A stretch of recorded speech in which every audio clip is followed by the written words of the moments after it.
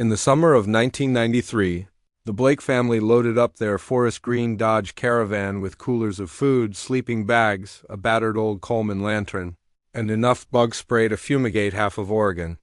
The plan was simple, a quiet 3-day camping trip in the Cascade Mountains, away from phones, work, school, and the constant noise of modern life. It was a trip they'd taken every year since their oldest, Cody, was 5. He was 13 now, sullen in that preteen way that meant every question was answered with a shrug or a grunt, but he'd still agreed to come. His younger sister, Emily, was 9 and had packed her books and a plastic horse she'd named Chestnut. Their parents, Dana and Mark Blake, had been together nearly 20 years. They were high school sweethearts turned small-town lifers. Mark ran the only tire shop in Mackenzie Falls, and Dana taught 2nd grade at the elementary school 3 blocks from their house. They weren't thrill-seekers or survivalists. They were just a family that liked quiet mornings beside a lake, pancakes over a campfire, and nights full of stories and stars. The campground was called Tall Pine Loop Pate Sites, tucked around a crescent-shaped clearing beside Mirror Lake, a place so still and reflective it looked like it had been painted into the valley by some forgotten god. It had no cell reception in 1993, not that anyone had a cell phone yet. The closest ranger station was 16 miles away, and it only opened Fridays through Sundays. But the Blakes had been there before. Mark knew the trails, Dana knew how to handle a burn or a bee sting, and the kids were old enough now to keep from wandering. They left on a Thursday, July 8th. The day was hot, the kind of sticky Oregon heat that makes the air shimmer above blacktop roads.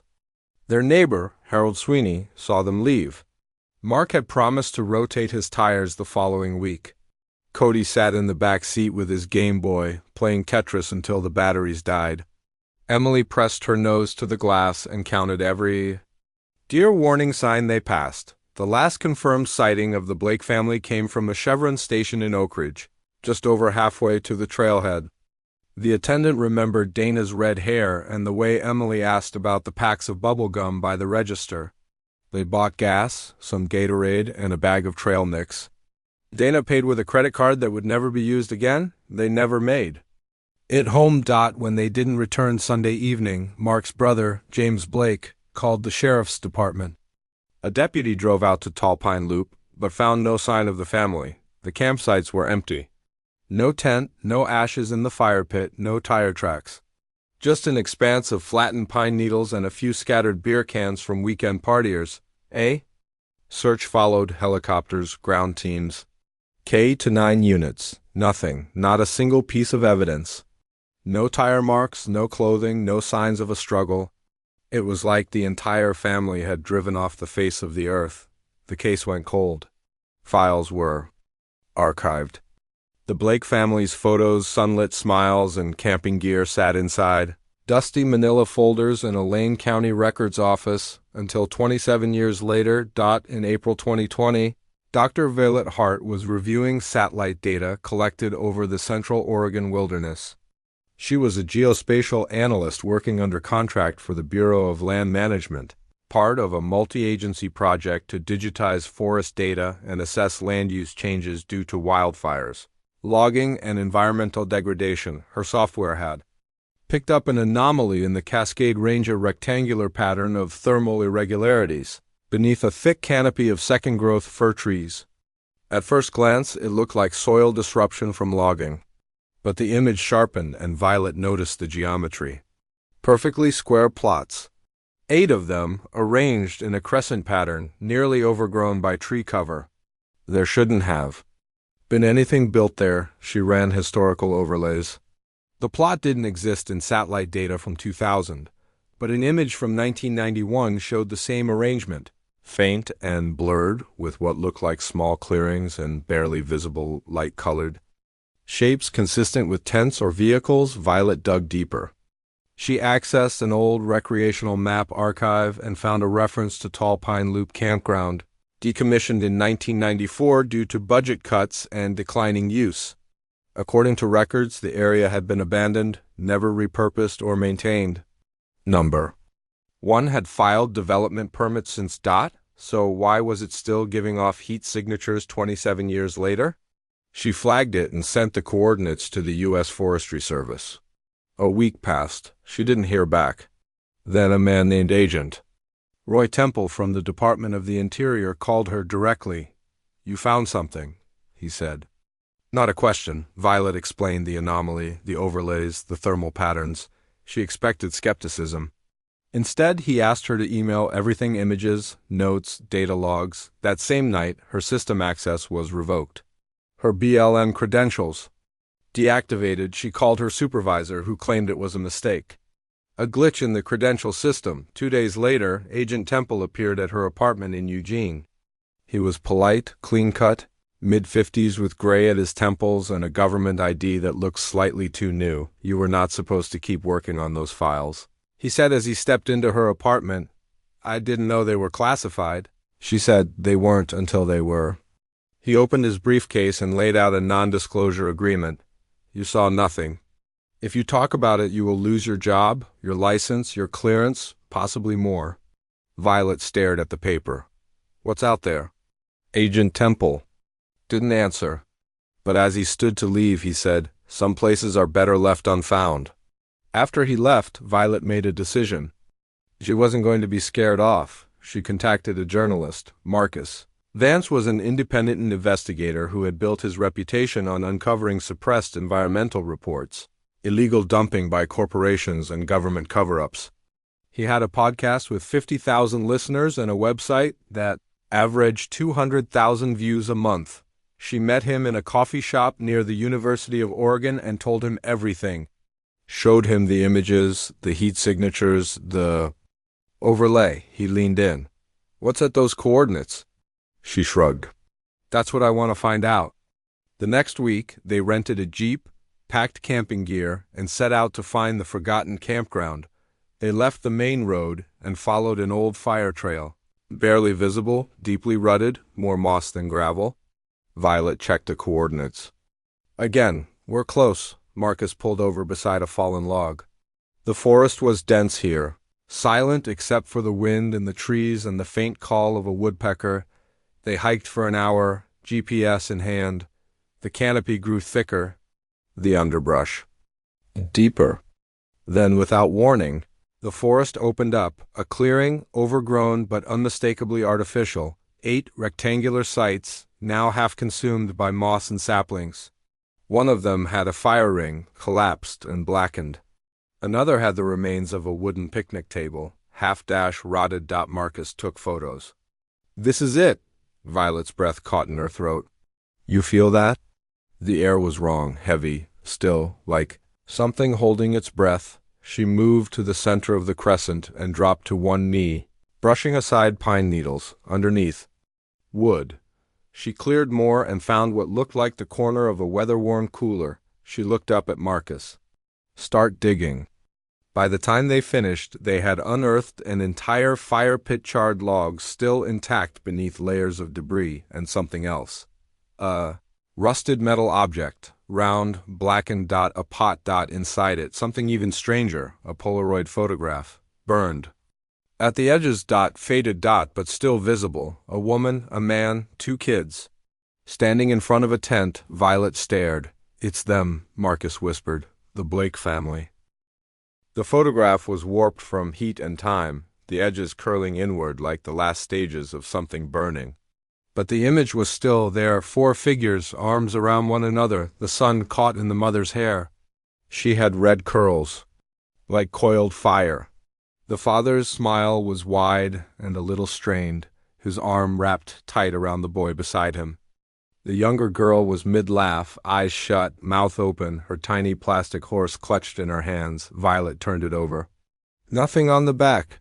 Not even a date. Marcus crouched beside her, one hand brushing pine needles off the corner of the fire. "Pitt, that's them, right? The Blakes. You said the mom had red hair." Violet nodded, slow, silent. Her mouth had gone dry. "This shouldn't be here," she said finally. "This whole place. It's like someone just stopped time and buried it." Marcus pulled out his phone and snapped a high-res image of the photo. Then another of the pit, the cooler, the warped metal pot. "We need to go to the sheriff's department," he said. Violet looked up. They'll shut it down, maybe, but maybe they'll listen. We found something. We didn't trespass. This is national forest land. You know what happens when you bring this to local cops, right? They'll call the feds. The same. People who threaten me with a non-disclosure agreement are going to swoop in. Seal the site and pretend we never existed. Marcus looked around the clearing. His voice dropped. What if that's already happened? What if someone already came out here, covered this place up, and hoped the forest would do the rest? Violet stood, brushing dirt from her jeans. Then we get to them first. They hiked back in silence, both glancing over their shoulders. More than once, the woods felt different now. As if the trees were listening. By the time they reached the jeep, dusk had begun to settle in the branches. Marcus drove in silence for 20 minutes before finally pulling into a turnout with a view of the valley below. Violet watched the sun vanish behind the ridgeline, the sky bleeding pink and gold. Marcus opened the glove box and pulled out an envelope inside, a stack of old news clippings, photocopied. Pulled these from the library before we left, he said, in case we found anything. Violet flipped through them. Local newspaper reports from July 1993. Family of 4. Missing in Cascade Wilderness. Search teams baffled by lack of clues. Hope fades for missing Blakes. She stopped at a photo in one of the clippings. It was grainy but clear enough to match. The same woman. Same red curls. Same man, taller than the rest, his hand on the boy's shoulder. Emily and Cody. It was them. This picture, she said, holding it up beside the Polaroid. Same day? Could be, Marcus said. Look at the girl's shirt. Same pattern. Violet stared at the two images. Something about them felt off. Not in the people, they were the same. But in the setting, she pointed. Look at the background in the news photo. You can see part of a ranger sign, Tall Pine Loop Campground. But in this one, she held up the Polaroid. There's nothing, just trees, no sign. No trail markers, no man-made anything. Marcus frowned. You think they were taken in 2 different places? No, same day, same people, but someone moved them. That night, they slept in the Jeep, parked on a Forest Service access road. Neither of them really slept. At 3:17 a.m., Violet jolted awake to the sound of a branch cracking nearby. They sat in silence for 15 minutes, listening, but heard nothing more. By sunrise, they were on their way to the Lane County Sheriff's Department. The deputy at the front desk was young, maybe early 20s, with nervous energy and a badge. That still looked too clean. His nameplate read, De Morales. Marcus did the talking. We're here about the Blake family. Missing in 1993. We found something near their last known location. Morales hesitated. That case is closed. Marcus tilted his head. No, it isn't. It was never solved. The file says missing, presumed dead. Morales looked behind him as if checking for backup. You need to talk to Detective Jensen. He's the only one who still touches cold cases? Is he in? Morales nodded, picking up the phone. A muffled conversation followed. A minute later, he gestured. Up the stairs. Second door on the right. Detective Jensen looked like he'd been poured into his office chair and left there for a decade. He had silver hair, a wrinkled polo, and a coffee mug that said, World's Okayest Cop. His eyes, however, were sharp and cold. You two are the ones who called about the Blake site, he said. Come in. Violet sat down first, pulling the photograph from a padded folder. Jensen didn't touch it. Just stared at it. You found this where? Tall Pine Loop, Violet said. Or what's left of it. Tall Pine was dismantled in '94. Forest Service took out all the signage, stopped maintaining access roads. Marcus leaned forward. The campground is still there, just buried. We found a cooler, part of a fire pit, a Polaroid. You remember this family? Jensen finally took the photograph. His hands trembled just slightly. I was a rookie when they vanished, he said.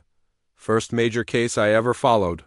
I remember when the call came in, missing family of 4, last seen heading into the Cascades, no signs of foul play. Number.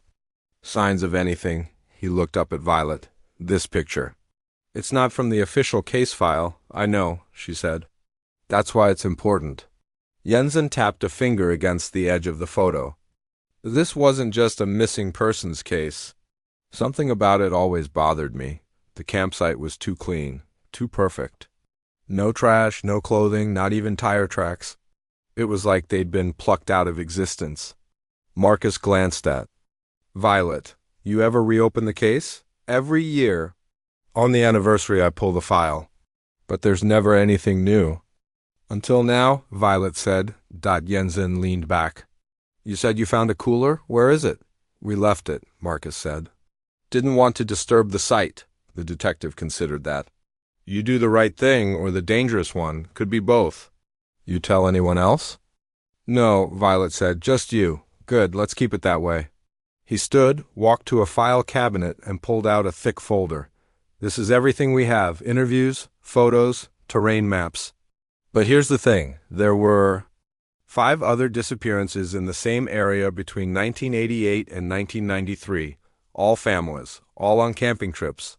Marcus blinked. That was never reported. Nope. Sheriff at the time didn't want to cause a panic. Said they were probably unrelated. But I wasn't so sure. Violet leaned forward. Where exactly? Jensen spread out a map. All within 15 miles of Tall Pine Loop? All within. This perimeter. He drew a rough circle in red pen. Marcus exhaled slowly. You think it's connected? Jensen nodded. I think someone was watching that campground. And I think the Blakes weren't the first. He tapped the folder. And maybe not the last. 2 hours later, Violet and Marcus left the sheriff's department with copies of the case files and a direct line to Jensen. Don't talk to anyone else about this, he warned. Not yet. Not until we know what we're dealing with. They drove straight to Marcus's office in Eugene, really a spare room above his garage, cluttered with filing cabinets, hard drives, and coffee cups that hadn't been washed in weeks. They spread out the evidence photos, maps, and the printouts. From the satellite data, Violet pointed to the thermal signatures. The heat's still coming from the ground. What holds heat that long? Metal, Marcus said. Batteries. Chemical waste or bodies, Violet flinched. You think they're buried there? Something's buried there? Something unnatural? And maybe someone didn't want it found. They zoomed in on the satellite image, their beside campsite. 4 was a distinct rectangular hotspot, larger than the others. Violet marked it. That's where we dig next. At night, she couldn't sleep. Every time she closed her eyes, she saw the photograph, the smiles, the forest behind them.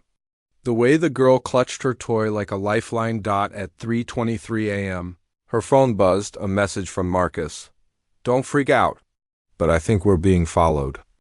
Marcus's message glowed on the screen, simple but alarming. Don't freak out, but I think we're being followed. Violet sat bolt upright in bed, heart hammering. She glanced around her dark apartment.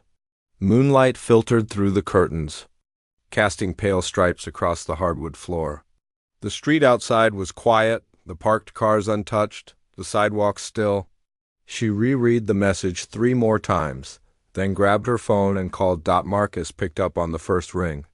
I'm not paranoid, he said before she could speak. At least I wasn't, not until about 2 hours ago. Violet kept her voice low. What happened?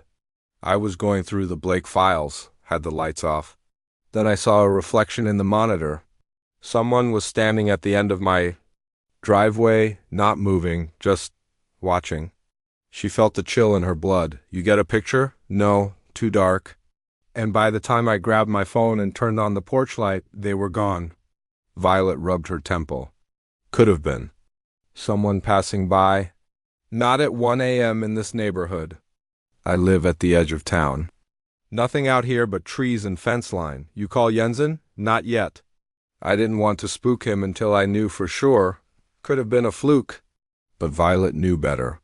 There were no flukes in stories like this. Not after satellite images were buried, a federal agent showed up with threats, and now someone was standing outside Marcus's place in the middle of the night. Pack your stuff, she said. You're coming here. An hour later, he pulled up outside her apartment, headlights flashing once before going dark. Violet was already downstairs waiting, holding the door open. Marcus looked tired and he wasn't trying to hide it. There was a baseball bat on his passenger seat and an old handheld camera bag slung over his shoulder. You bring coffee? She asked. He held up a thermos. Triple strength, no sleep tonight. They sat at her kitchen table and went back over the satellite images and terrain maps. The 8 heat signatures from the former campground site were clearly visible, but it was the 9th anomaly just off to the side, obscured by a dense cluster of trees that stood out now. Doesn't match the shape or position of a fire pit, Marcus said. Too deep, too concentrated, and it's colder at the center. Buried.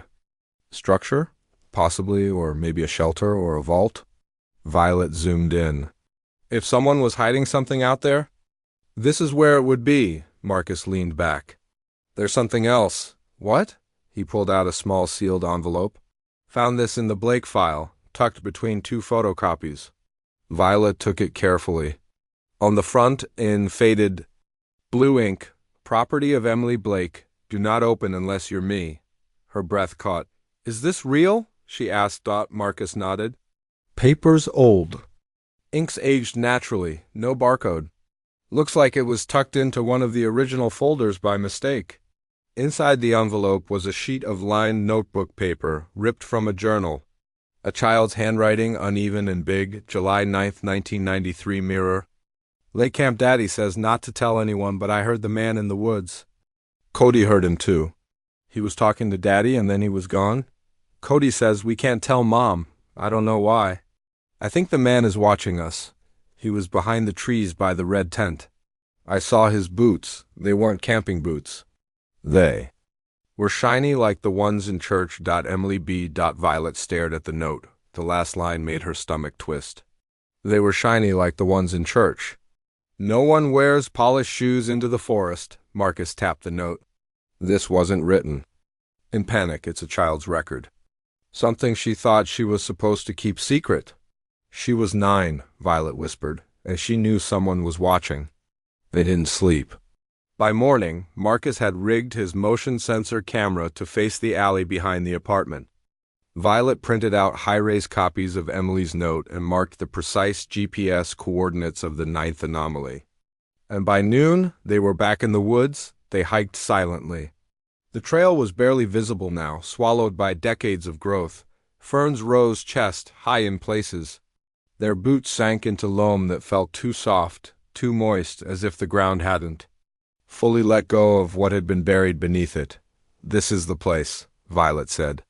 Consulting her handheld GPS. The undergrowth gave way to a patch of ground where the trees seemed thinner, the soil disturbed, not recently but unnaturally. Like something had once been there, something big, and had since been removed or covered over. Marcus pulled out a collapsible shovel. We dig? Violet hesitated. We scan first.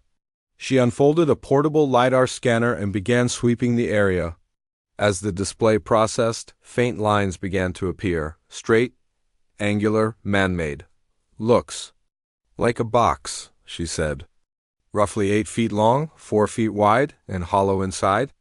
Marcus ran his hand along the mossy ground. His fingers struck something hard. Help me. Together, they cleared away the brush, revealing the top of what looked like a metal hatch. The surface was rusted but still intact, a square panel with a recessed handle. No markings, Marcus said. No hinges. Could be a door, could be a lid, or a trap. He glanced at her. We opening it? Violet crouched and examined the edges. If it's been here since '93, it's probably rust-welded shut, unless someone oiled it. Marcus wrapped both hands around the handle and pulled. It didn't budge. Violet knelt beside him. On 3. They both pulled. The hatch screamed as it broke free, the shriek of rusted metal on metal echoing through the trees. Beneath it was a dark void ladder led downward into darkness. No smell, no sound. Just a hole in the earth, deeper than either of them could guess. Marcus looked at her. You brought flashlights? She nodded, unzipping her pack and handing one to him. Ladies first? He asked, forcing a grin. Not a chance. He climbed down slowly, one rung at a time. The air grew colder with each step. Violet followed. The darkness swallowed them whole. The shaft descended about 12 feet before opening into a narrow corridor, concrete walls. A faint, metallic tang in the air. The flashlight beam caught glints of something on the wall's faded paint. Maybe symbols or numbers. This is not a fallout shelter. Marcus whispered. No, this was built for something else. At the end of the corridor was a door. Heavy. Steel. No handle. Just a narrow slit like a mail slot and a circular hole beside it, possibly for a keycard or magnetic strip. Someone spent serious money on this, Marcus said. Government, military, or someone with something to hide? They stood in the silence, staring at the door. Then Marcus leaned forward and said the thing neither of them wanted to admit. We're not the first people to come down here. There were footprints in the dust. Fresh ones, 2 pairs. One set wider, heavier. The other smaller, with a pronounced limp on the left foot. Each step uneven. Violet's throat tightened. Someone's been here recently. Marcus's flashlight caught something on the wall, carved into the concrete. A single word, jagged and deep. Help. Beneath it, scratched in smaller script. He watches from the trees. He wears the boots. Violet turned. We need to go, now.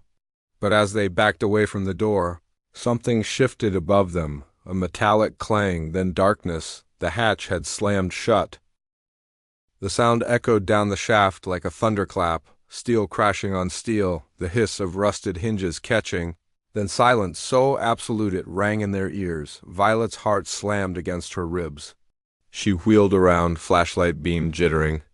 Across the concrete, catching only dust and footprints and the closed hatch 12 feet above their heads, Marcus was already at the bottom of the ladder. Looking up, tell me that didn't just close by itself. Violet didn't answer. Her eyes were fixed on the circle of light above them. Now a rust-colored disk, still quivering from the impact. She took a step forward, raised her voice. Hello? No answer. Only the silence of damp stone and stagnant air. Marcus exhaled.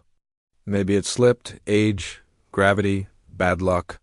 Violet turned toward him. Maybe, but she didn't believe that. Not anymore, they were too deep in. Too close to something that had gone deliberately hidden for nearly 3 decades. Accidents didn't happen in places like this. Accidents didn't leave footprints, didn't carve warnings into walls. Someone knew they were here, and someone had just made sure they couldn't leave. Marcus tried the ladder first, climbing quickly. The metal rattled under his weight, old but still sturdy. He reached the top and pushed against the hatch. Nothing, no give. He slammed his palm against. It's locked. Violet scanned the shaft. Any bolts? External lock. Can't see from here, but it's not budging.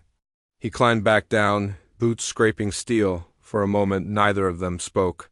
Their flashlights cast long, uncertain shadows along the corridor walls.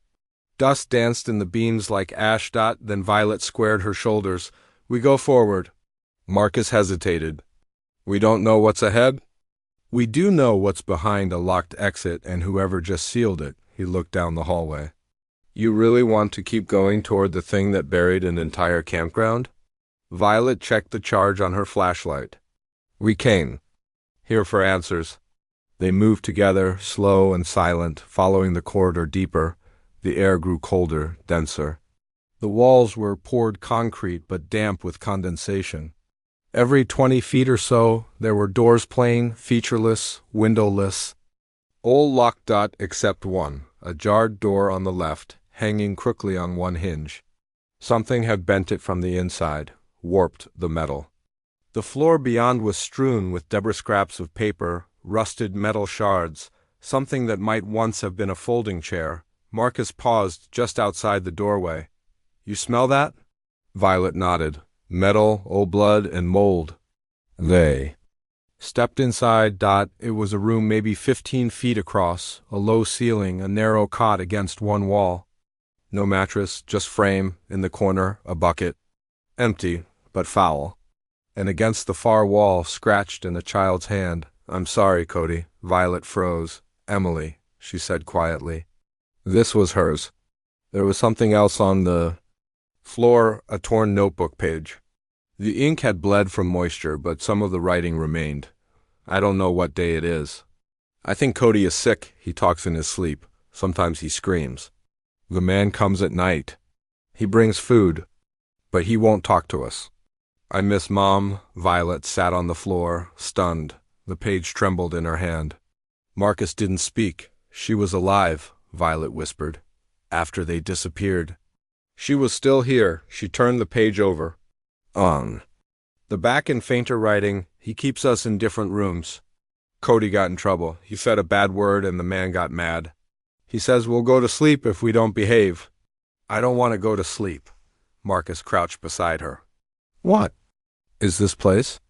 Violet stood slowly. Not a bomb shelter, not a storage bunker, a prison. They searched the rest of the corridor. A second door opened with effort. Inside, another cot, another bucket, a wall streaked with something brown and dry. A chain anchored to the floor. The third door was sealed with a keycard lock, its panel dead. But the fourth farther down, nearer the end of the hall, stood open. Inside, they found something different, a room that looked new, cleaner, no cot. No bucket, just a desk. A chair and a single bulb overhead. And on the desk, a folder. Violet approached it slowly. It wasn't old. The paper was white, crisp. The ink fresh. She opened it. Inside, photographs, satellite images. The same ones she had generated weeks ago. Copies of her thermal maps, her overlays. Her research. She stepped back. That's my data. Marcus looked at her. How did it get here? Violet's hands were shaking. This isn't a remnant. This is active. She flipped to the next page, a printed photo of her, candid, walking out of her building. Then Marcus, a similar photo. Different angle. Then both of them, together, in the woods. 2 days ago. Oh God, she whispered. They're watching us. The folder fell from her hands, then behind them, a noise. Mechanical, distant, a hum rising through the corridor, vibrating faintly in the walls. Marcus spun toward the hallway. What the hell is that? A low thrum, steady. Like a generator kicking on. Then lights, faint at first, flickering overhead. Fluorescent bulbs, some cracked, others sputtering to life one by one. Illuminating the hallway in a flickering sequence that felt too deliberate, Violet grabbed Marcus's arm. We're not alone. Then came the voice, distorted, hollow, broadcast from speakers hidden in the walls. You were not invited. Violet stared at the ceiling. Who are you? Silence. Then, you found her, Emily? She was very clever. Always. Hiding notes, always scratching the walls. But she wasn't supposed to last this long. Marcus's voice was tight.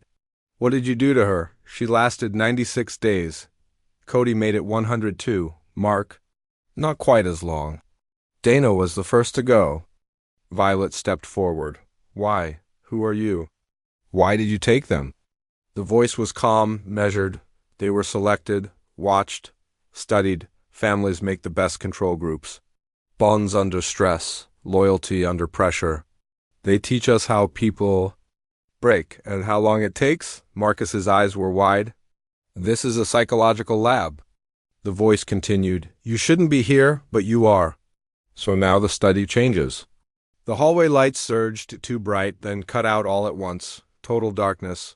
Violet fumbled for her flashlight. Found it. When she clicked it on. The beam hit something moving at the far end of the corridor. A figure. Standing still. Tall. Male. Wearing a forest ranger's uniform, but wrong. The colors were faded. The patches too clean. And his boots polished black. Gleaming church shoes. Violet's voice cracked. Is that him? The figure stepped forward. Marcus pulled her back. Run. They turned and sprinted down the hallway, past the open rooms, their footfalls echoing like gunshots. Behind them, the soft scrape of dress shoes on concrete, deliberate and slow. They reached the hatch, still sealed. No escape. Marcus turned and slammed his body against the door to the clean room. It held, for now. Violet pressed her back to the wall, gasping for breath. What is this place? She whispered. Marcus didn't answer. His eyes were fixed on the corridor. The footsteps had stopped. Then, from the speaker overhead, the campground was never the target. It was the filter. The ones who chose it chose themselves. All I did was watch. Violet shook her head. You're not a scientist. You're not a researcher. You're a monster. The voice paused. Perhaps, but monsters are made, just like you. Then the speaker cut out, and the door to the clean room began to open. The door creaked open an inch at first, then another. Then it stopped. Violet and Marcus stood frozen in the darkened room, their backs against the far wall, flashlights aimed squarely at the widening gap. Nothing moved. No voice. No footsteps. Just the hum of fluorescent lighting overhead and the impossible weight of silence pressing down on them. Violet's breathing was shallow, ragged. Her fingers tightened around the flashlight so hard her knuckles had gone white. She whispered without turning her head. Do you see anything? Marcus didn't answer. The door was now open wide enough to walk through. But still no one entered. Violet took a step forward. Flashlight beam cutting into the hallway. Empty. She glanced at Marcus. This is a trap? He nodded. Of course it is. But we're still going through it. He gave a weak smile. Wouldn't miss it for the world. They slipped back into the corridor, shoulders brushing the cold concrete as they crept forward. The air was heavier now, tinged with something metallic. Like rust and something older, something long dead. The lights flickered again as they passed the sealed rooms. The hallway forked ahead. One path led to another descending tunnel. The other turned sharply left. Violet paused. She tapped her phone screen. GPS had long since gone dark, but her mapping app still registered movement, sort of. The layout it was constructing was rough, patchy, like the building itself resisted being understood. Left leads toward the thermal signature, she whispered. The structure we saw in the satellite image, Marcus nodded. Then that's where we go. They turned left, following the corridor deeper. The ceiling grew lower, the walls dampened further. Their footsteps became muffled on the mossy concrete floor. Then came the scratching, faint at first, barely audible beneath the hum of the lights. But it was there just ahead, long repetitive strokes. Metal against stone, they rounded a corner, and Marcus stopped so fast that Violet nearly ran into him. There, crouched in the middle of the corridor, was a figure small, barefoot, a girl, hair long and tangled. Clothes tattered, hanging in rags from her thin frame. She faced away from them, scratching something into the wall with a jagged metal fragment. Violet's mouth moved, but no sound came. Marcus stepped forward slowly. Emily? The girl flinched but didn't turn. Her hand paused against the wall. Then, slowly, she twisted her body toward them. Her face was pale, smeared with soot. But her eyes, those were the same eyes from the photograph. Wide, intelligent, haunted. Violet dropped to her knees. Emily? My name is Violet. I found your notes. I know what they did to you. I know who you are. The girl blinked slowly, as if trying to understand. Then she whispered, They put me in the dark, but I kept the light inside. Violet's chest ached. She reached out a hand. You're safe now. We're going to get you out of here. Emily looked past her. He's still here. Marcus's flashlight swept the hallway behind them. Nothing. I don't see anything, he whispered. Emily shook her head slowly. He's not there. He's in the walls. A loud bang echoed through the corridor behind them. Then another. And another, doors slamming, metal groaning, and the voice again, from nowhere and everywhere. She was not meant to last this long. You broke the experiment. Violet lifted Emily into her arms. The girl was lighter than she should have been. Bones and threadbare cloth. We have to move, Violet said. Marcus led the way, following the hallway as it sloped down into a wider, open space, a chamber of some kind. They burst into it and stopped short. It was a massive underground atrium, circular with scaffolding climbing its walls. Cables ran across the ceiling like veins, snaking into devices and control panels that hadn't been touched in years. Broken glass littered the floor. Metal shelves lined the perimeter, stacked with folders, tapes, machines with dials and blinking. Lights, some dead, others humming faintly. In the center of the room was a platform. A chair sat atop it, a medical chair. Restraints on the arms and ankles, Violet swallowed. Jesus. Emily buried her face in Violet's shoulder. Marcus was already at the nearest cabinet, yanking drawers open. It's all here. Test logs, files, audio cassettes. He grabbed one and held it up. On the label, Subject BLAKE Day 43, he inserted it into a portable player nearby and hit play. A man's voice crackled through the static. Subject continues to show resistance. Hunger trials unsuccessful. Introducing fear stimuli on reduced intervals. Parental presence has been removed. Sibling bonds show signs of decay. Then, a second voice, Cody, weak, trembling. Where's my mom?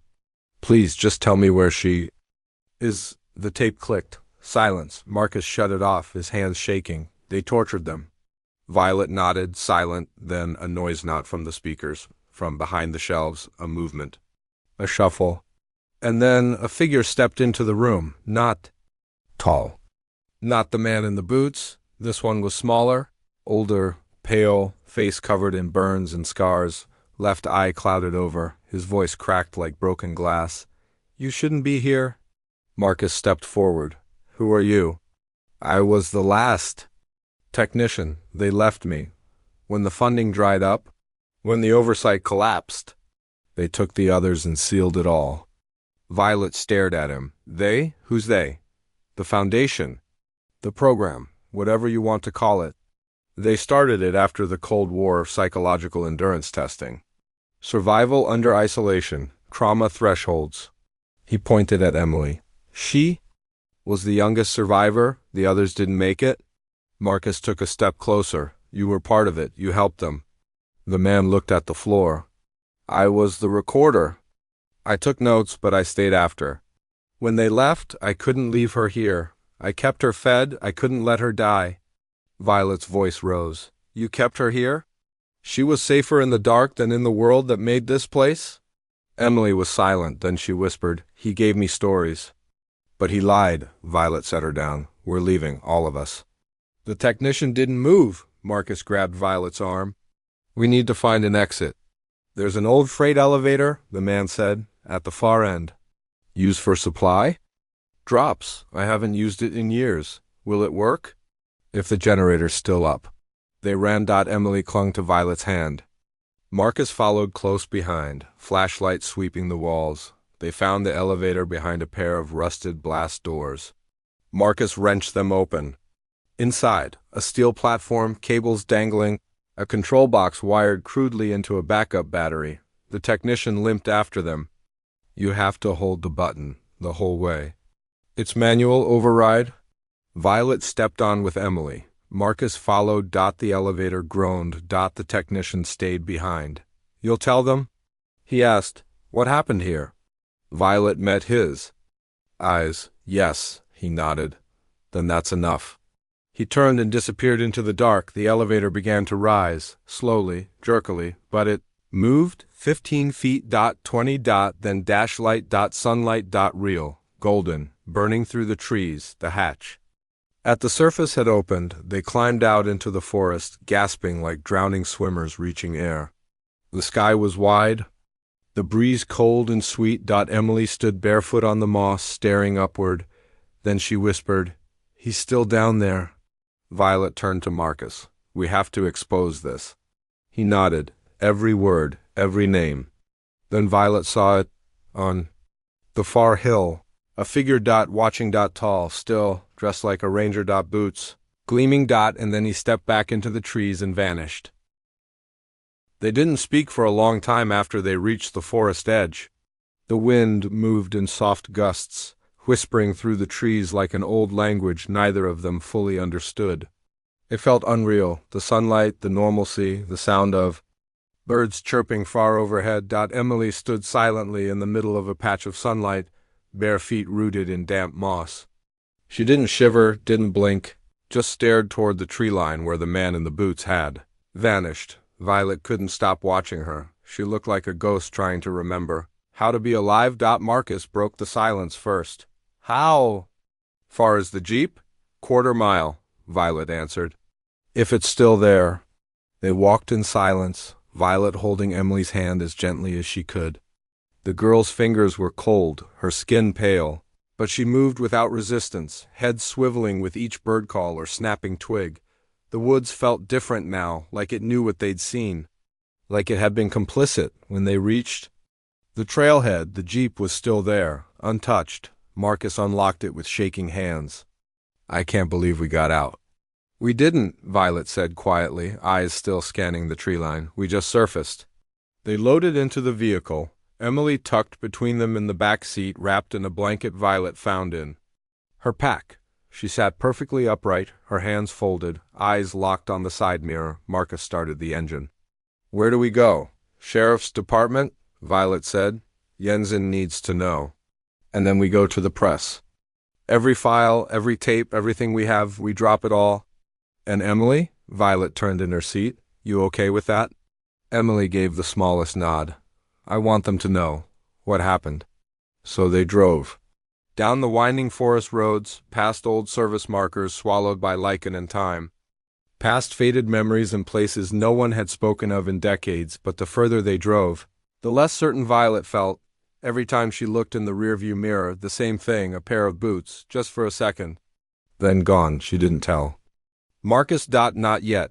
Detective Jensen stared at Emily, like he'd seen a ghost. She sat across from him in the small conference room at the Lane County Sheriff's Department, sipping warm tea.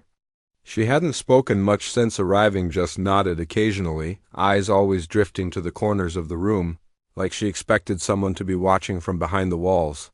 This can't be real, Jensen whispered. We declared her dead. There was a memorial, a plaque. She never left, Violet said. She was there the whole time. And there are others.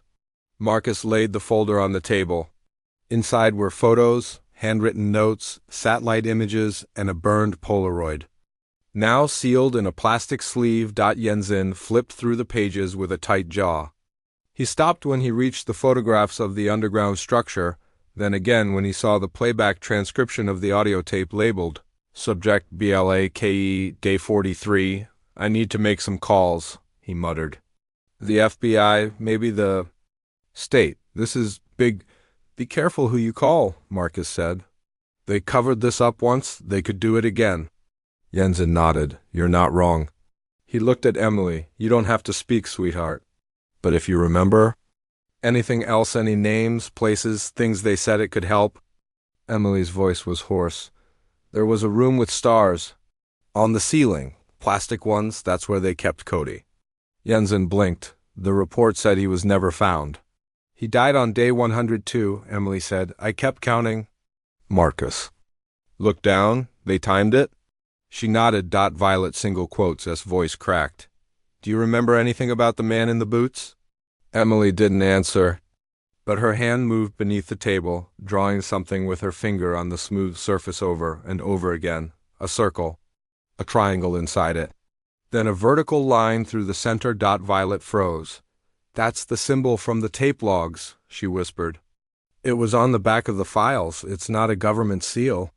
It's something else. Marcus pulled out his phone and brought up the scanned copy of one of the old folders they'd found in the bunker. There, in faded black ink, was the same symbol. What does it mean? Jensen asked. Violet hesitated. I don't know. But it shows up in 3 different places on the control panel door, on the wall next to the recording room, and here on these files. It's their mark. Their signature. Jensen stood slowly. You 2 are going into protective custody. I'll call someone I trust, and the girl, she be safe here. We'll get her medical help, psychological support, everything. Violet shook her head. No, Jensen raised an eyebrow. Excuse me? She comes with us, Violet said. We're not handing her over to anyone until we know who was behind that place. Marcus looked at her. Violet! She's the only living witness to what happened inside that facility. The second she disappears into a system, we lose her. Maybe for good, Jensen sighed. You realize how dangerous this is? Yes, Violet said. Do you? They checked into a roadside motel under aliases. A quiet place near Silverton. An old logging town with a single diner and 2 gas stations. Violet picked the room farthest from the office and blocked the windows with towels. Marcus set up cameras outside, motion activated, and taped over every light on their phones and laptops. Emily took the bed near the wall and sat there without moving for an hour. Finally, she said, "There were more." Violet turned. "More? What?" "Kids, after me. I heard them crying sometimes." "Not every day, but sometimes." Marcus's voice was quiet. "When?" "I think in 2005, then again later." 2012, maybe." Violet looked at Marcus. "They reopened it." "Or built another." Emily said nothing else that night. Just lay under the covers with her back to the room. Violet didn't sleep. She kept watching the window, listening for boots. On pavement, the next morning, Marcus found something new in the files. A list of numbers and letters. He hadn't noticed it before. It was buried in the corner of one of the photographs. A shadow across a clipboard. He enhanced the image. "Looks like coordinates," he said, "or site designations." Violet leaned. There's more than one." The list read, OR77AN8, 8DWV13BMIO5XWY44S. Only one was labeled, OR77A. Decommissioned. Site, integrity failed, experiment end. That was the place they found. The one Emily escaped. The others? Still marked as active. Violet sat back, cold realization dawning. This was a network. Marcus nodded slowly. "And we only found one node?" Emily stared at the list. Her fingers moved again, tracing something invisible on the table. "This doesn't stop," she said. "He doesn't stop." Violet touched her shoulder gently. "He," Emily looked up. Her voice was barely audible. "The man in the boots." Marcus leaned forward. "Emily, what is he? Is he one of them? A guard? A scientist?" Emily shook her head. "He doesn't work for them." "Then who?" She met Violet's eyes. "He's older than them." Violet's heart stuttered. "He's part of the place," Emily whispered. "Part of all the places. He watches the ones who build them, then he watches the ones who try to tear them down." Marcus looked shaken. "What does he want?" "Emily's." Reply came like a knife. "Witnesses." Violet stood slowly, her hand drifting toward the window. Outside, across the lot, by the tree line, a man stood in the shadows. Too still. 2 straight, and the sunlight caught the gleam of his boots. Violet didn't move. She stared through the slit in the curtain, heart hammering so hard she could hear it echo in her ears. There, across the gravel parking lot, just past the sagging chain-link fence, stood the man. Same height. Same silhouette. Same polished boots that gleamed even under the overcast sky. He wasn't approaching. He wasn't doing anything at all. "Just watching, Marcus," she whispered without turning. "He's here." Marcus moved fast, quiet. He crossed the room and joined her at the window. Eyes narrowing, he didn't need to ask who. The figure stood impossibly still, as if sculpted from the trees around him. Then, without turning, he stepped backward and disappeared behind the edge of the building. Gone. Marcus grabbed his keys. "We can't stay, I know." Violet turned toward Emily. The girl hadn't looked up from the notepad she'd been scribbling on since morning. She had filled 5 pages already, sketches of the underground complex, floor plans from memory, even the face of the technician who'd helped her escape, but the 6th page was different. A symbol. Drawn again and again in black pen, a circle. A triangle. A line through both dots. She stopped drawing as Violet approached. "He doesn't go away," Emily said, barely above a whisper. "Even if you leave, even if you hide, he just waits." Marcus was stuffing files into a duffel bag, hands shaking. "We need to go public now, before they erase all of this." Violet hesitated. "Not yet," she said. "We still don't know what he is. If we go public without proof, they'll bury it or worse, use it." Marcus stared at her. "So what's the plan?" She turned toward the window. The forest beyond seemed thicker now, darker. The motel was too quiet. "We don't run," she said. "Not yet. We go deeper. We find one of the other sites." Marcus blinked. "Are you serious?" "Oh, our 77A was decommissioned," she said. "But the others, look at this." She pulled up the list they'd found in the underground lab. 88D. WV13BMIO5XWY44STIV. she continued. No decommission markers? If what Emily said is true, he watches all of them. He's not tied to one place. Marcus rubbed his eyes. So we go knock on the doors of secret government death. Camps? No, we map them, track anomalies, satellite heat signatures. The same way we found Tall Pine Loop. If we can locate just one, we expose the network. Not one facility. The whole thing. Emily stood quietly and held out her notepad. Violet flipped to the last page. More symbols. More numbers. What is this? I heard them talking through the vents, Emily said. 2 men. They said the next site was ready. They used these numbers. Violet recognized them immediately. GPS coordinates. She entered them into her mapping app. The pin dropped in New Mexico. Deep desert, 100 miles from the nearest town. Surrounded by restricted airspace and federal land, Marcus leaned over. Her shoulder, site NM88D. They drove through the night. Emily slept curled up in the back seat, a hoodie pulled over her head. Marcus stayed quiet most of the way, the GPS guiding them past ghost towns and forgotten highway turnoffs. The land grew flatter, more alien, red earth and jagged cliffs reaching toward a pale, moonlit sky. They stopped just before dawn. The coordinates led them to a barbed wire fence cutting through empty desert. No gate, no signs. Just endless scrub. Brush and silence. Violet stepped out and scanned the area. The heat was rising already, dry and bitter. A distant wind kicked sand against her boots. This is the place, she said. They hiked the rest of the way. Emily stayed between them, her hand gripping Violet's sleeve, her steps uncertain. 3 miles in, they saw it, a metal hatch. Nearly identical to the one they'd found in Oregon, half buried. Sealed, with no visible markings except for one thing, that same symbol. Faded but etched into the rusting steel. Marcus exhaled. It's real, Violet knelt. Help me open. They pried at the handle. It resisted at first, groaned, then gave way. Beneath it, a ladder, another shaft. Another silence. Emily stared down into the dark. I remember this smell, she said softly. Marcus grabbed a headlamp from his pack and descended first. Violet followed. Then Emily. The air grew colder as they went. 30 feet, 40, then a door. Unlike the Oregon site, this one was newer. The walls were reinforced with steel. The corridor ahead lit by red emergency lights, casting the hallway in a hellish glow. Violet pulled out her phone and scanned for signals. Nothing. They pushed forward. Doors lined the hallway, each marked by numbers A1, A2, A3. Every 5th door was open. Inside, white rooms, some with restraints, others with burned-out lights.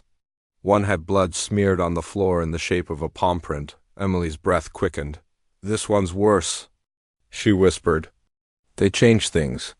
Then they reached the end of the hall, a control room. Lights flickered behind shattered glass. Consoles lined the wall's monitors, data drives, switches labeled in code. Marcus stepped inside and froze, on the center. Screen was a live feed, a camera showing the surface. Them dots standing at the hatch. Someone's watching, he said. Then the feed blinked off. All screens went dark and a door behind them slammed shut. They spun. Emily screamed. Violet rushed back to the door, sealed. Another voice crackled through the speakers. This one different, familiar. You came again. Good. Marcus backed away. That's him. You've seen one nest. Now you see the hive. The lights flickered. Then a second camera feed appeared. Not the surface, but a room. A girl sat inside. Younger than Emily, 11, maybe blonde, dirty. Holding a stuffed bear, she looked directly into the camera. They never stopped, the voice said. They simply changed the variables. Marcus stared at the feed. She's alive. Emily pressed her hands to the glass. That's what they do. They watch us watching. That's the experiment. Then Violet saw something. Another figure. In the room. Standing behind the girl. Watching her, black boots gleaming, he turned toward the camera and smiled. Violet didn't breathe. The image on the monitor froze just as the man's face came into focus, his smile thin. Cold, deliberate, his eyes didn't seem fully human. They reflected nothing. No camera light, no ambient glow. And they just stared. Absorbing everything. Then the feed cut to static. Emily stepped back from the glass. That's not just a man, she whispered. It never was. Marcus ran to the console. There's got to be a way to open the door. He scanned the controls, some labeled with cryptic acronyms, others completely unmarked. A few lights blinked faintly, but most were dead. He pressed. A series of buttons, nothing. Violet opened her laptop and pulled up the file archive they'd copied from the first bunker. She scrolled furiously. Here, she said. There's an override sequence buried in the metadata. Looks like a failsafe. They built it into all the active sites. She entered the string into a USB bridge she'd modified during the drive south, then slotted it into one of the ports on the central console. A pause, then the screen blinked, and a prompt appeared. Manual control, emergency unlock way in. Marcus hit Y. There was a hiss of hydraulics. Then a low rumble behind them. The sealed door groaned open. Violet grabbed Emily's hand. Let's go. But Emily didn't move. She was staring at a second screen now activated. A different room. A different child, a boy this time, sitting in a corner, rocking slowly. His arms were bound with soft restraints. His mouth was covered with surgical tape. His shirt was stained with something dark. His name's Ethan, she said. They said he cried too much. Violet blinked. You've seen him before? Emily nodded. He was already here when they brought me to the Oregon site. But he didn't last. Marcus looked at the screen. Then how is he here now? Emily's voice dropped. They make copies. Violet stared at her. What? I don't mean. Clones, not like movies. I mean, they take everything about us, our trauma, our responses, our silence, and repeat it. With other kids? Different names? But the same stories. She reached for a keyboard and typed one-word colon patterns. The system responded. A list appeared. Site IDs, hundreds of them. Each with dates, test groups, durations. And each one paired with a label. Control, variable, observer, fail, resubmit. Marcus scrolled. This goes back to 1971, Violet whispered. They've been running these experiments for over 50 years. Then the room went dark again. Every monitor blacked out, and the voice returned. This time, closer, more present. You were never observers. You were always subjects. The console crackled. Violet's laptop died. Emily backed toward her, trembling. You looked too long into the dark. Now the dark looks back. Violet pulled Emily behind her. We're leaving. We have what we need. The lights flickered. Then stabilized. The hallway outside was illuminated. Now, the red hue gone, replaced by a sickly yellow glow, they ran down the corridor. Past rooms now flickering to life, each one revealing a different nightmare. One room held a mannequin of a mother figure, cradling nothing, another displayed a blank whiteboard, with the phrase, "Tell May what you saw," scribbled repeatedly in blood-red marker, and another, a tall, thin figure standing in the corner.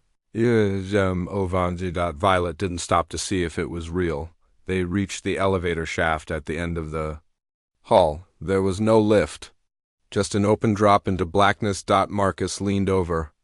No way out that way. Stairs, Violet said, turning left. There's always stairs. They found them 2 corridors over metal, spiral, claustrophobic. The kind that were never meant to be used, only built in case of catastrophic failure. They climbed 3 floors. 4 until the air changed, fresher, colder, real. Then the hatch. Violet pushed with everything she had. It groaned but didn't open. Marcus joined her. On 3. They shoved upward. Light burst through. Daylight. They climbed out into the high desert sun. Blinking, gasping. They were back. Above. Alive. But not alone. 3 black SUVs were parked. Near the hatch, tires coated in red dust, and surrounding them men in gray uniforms, no insignias. No names. One of them raised a hand. Step away from the girl. Violet instinctively stepped in front of Emily. She's a survivor. She's not yours. The man's face was impassive. She's government property, so are the tapes, the photos, the data. Marcus stepped up beside Violet. You're not real law enforcement. Who are you? The man pulled out a badge. It Bore the symbol dot circle, triangle, line, no agency, Violet said. You're one of them, the man nodded. We are the agency. Behind them. The hatch began to close automatically. Violet reached for her bag, but the man raised a weapon. No more running. Then a scream from one of the guards. He spun, gun aimed at something behind the SUVs. Too late. A shape moved through. Then fast, a silent, impossibly fluid. Men dropped one by one, some screaming, some not at all. Then silence. Violet crouched over Emily, shielding her eyes, when she looked again. Only one figure remained. The man in the boots, standing in the wreckage of the agency detail. Blood on his sleeves, unbreathing, watching them. He didn't speak, didn't move, just turned and walked into the desert. Emily whispered, He's not with them. He's with the places. Marcus dropped to his knees, shaking. What? What? Is he? Violet stared after him. I think he's the one who makes sure it never ends. They didn't speak for a long time after the last SUV exploded into flames. The man in the boots had walked into the desert without looking back. His path unbroken, footsteps untouched by dust. The bodies he left behind didn't move. The sky above them was wide, cloudless, as if the violence had occurred beneath a dome of sterile stillness. Violet stood over one of the gray-suited men. His badge burned halfway through. That symbol again, circle, triangle, line, the mark of something. Older than authority, or deeper. Marcus crouched beside her. They're not going to stop, are they? No, she said. Not as long as there's still another site, another subject, another watcher. Emily stood apart from them, arms folded across her chest, face turned toward the east. She wasn't crying. She hadn't cried at all. They never stop. She sighed, not looking back. They just changed the name of the project. Start again somewhere else. The man in the boots lets them build, but only for a while. Then he tears it all down and starts it again. Violet approached slowly. Why does he let them build it in the first place? Emily's eyes were distant. Because he doesn't care who's in charge. He just cares that someone's always watching. At night, they drove without a destination. No hotels. No rest stops. Just movement. They couldn't risk being tracked. Every electronic device was powered down and packed in Faraday wraps Marcus had jerry-rigged from camping gear. They changed license plates, cut off cell signals, used cash only. They became ghosts. It took Violet a full day to realize what she was doing. She was doing exactly what they had done to Emily, hiding her. Keeping her underground. We can't keep running, she finally said 2 days later, when they were camped outside a canyon in southern Utah. There has to be an endgame. Marcus nodded. We expose everything, all of it. We tried that, she said. Look what happened. Then we tried differently. He opened his laptop. This, he said, pulling up a file, is a partial data dump I extracted from that second site before everything went dark. Not just coordinates and logs metadata, internal memos, names, communications between facility supervisors and something they called the Program Oversight Cell. He turned the screen toward her, a name, Dr. Lane Mercier. Violet blinked. That name was in the Oregon files, and in this one, Marcus said. And based on the data trails? He was never decommissioned. He went dark in 1994, re-emerged in 2003 under a different identity. Then again in 2017, he pulled up a photo blurry, low resolution, a man in a suit. White hair, glasses, standing at a podium in what looked like a private security expo. Guess. Who funds at least 2 biotech companies and holds patents related to psychological resilience testing? Violet leaned closer. You found him. And according to this, Marcus said, pointing to the metadata, he's heading up a conference in Montana, 3 days from now. Guest speaker. Private event, limited access. Violet was already grabbing her pack. We're going. Emily looked up from the fire. He built the place? Violet nodded. He built all the places. The conference was held in a private estate outside Helena. High fences. Security checkpoints. Guest list scrubbed tight, but Violet had worked in geospatial analytics for over a decade.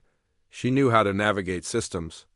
how to forge IDs that passed basic scans, how to reroute facial recognition. 2 days later, they walked through the entrance, posing as representatives of a research firm based in Canada. Emily stayed behind in a secured cabin, monitored by a local contact Violet trusted from her old lab days, someone who owed her more than a few favors. Inside the estate, it was like walking into the belly of something smiling, polished floors, sculpted gardens, staff in tailored black uniforms. The guests mingled, wine glasses in hand, discussing emerging behavioral manipulation and narrative resiliency under threat scenarios. Marcus leaned close and whispered, "They're talking about trauma like it's a software protocol." Then the lights dimmed. A spotlight snapped on over the central stage, and Dr. Lane Mercier walked out, older now, with an easy smile and a voice that had the weight of practiced persuasion. He greeted the room, thanked the organizers, and launched into a keynote presentation titled, "Control Without Contact, Next-Gen Isolation for Conflict Environments." Violet's blood turned cold. He showed slides, graphics of containment units, designed for long-term narrative immersion. He used phrases like voluntary captives, ethically ambiguous conditioning, observation immersion loops. Then he made a joke. Something about how children adapt faster than adults. Laughter followed. Marcus gripped Violet's hand under the table. "I've seen enough," he said, but Violet wasn't looking at the slides anymore. She was watching the corners of the room. Two men, suits, standing too still. Not mingling. Not watching the stage, watching them. "Marcus," she whispered. "They know we're here." He followed her eyes. His jaw tightened. "How? I don't know." Then a third man entered through the side door. Same build. Same suit, same presence, only one thing different. The boots shined, black, gleaming. Marcus stood up. "We're moving." Violet followed, weaving through the crowd, heart racing. They pushed into the side hallway, past a pair of double doors, then through the kitchen, behind them. Footsteps, not fast. Measured. The boots. They burst through a back entrance and into the courtyard. Marcus opened the car. Inside. Violet turned. There he was. Standing in the doorway. The man in the boots. No expression. No words, just the same steady gaze, and then he raised a hand, pointed at Violet. Then pointed at the sky. She followed his finger and saw the drone. High, silent, hovering just above the tree line. It wasn't theirs. It wasn't anyone's. It simply watched and recorded. Then the drone turned, ascended, disappeared. And the man in the boots? Gone, Violet whispered. "He's not trying to stop us," Marcus frowned. "Then what is he doing?" She looked at the sky. "He's making sure we don't." Lee. That night, they went public. They dumped everything. All files, all footage, all recordings. Even Emily's testimony. They uploaded it to multiple dark web nodes, then mirrored it across university research sites, whistleblower forums, and archive databases that couldn't be scrubbed easily. They made it unerasable. They didn't edit anything. Didn't frame it. Just the raw truth, and it spread. Within hours, forums lit up. Then PODCS tests, then news sites. Then rebuttals. Then denials, and then the footage surfaced. A clip from inside the NM88D site. The child in the room.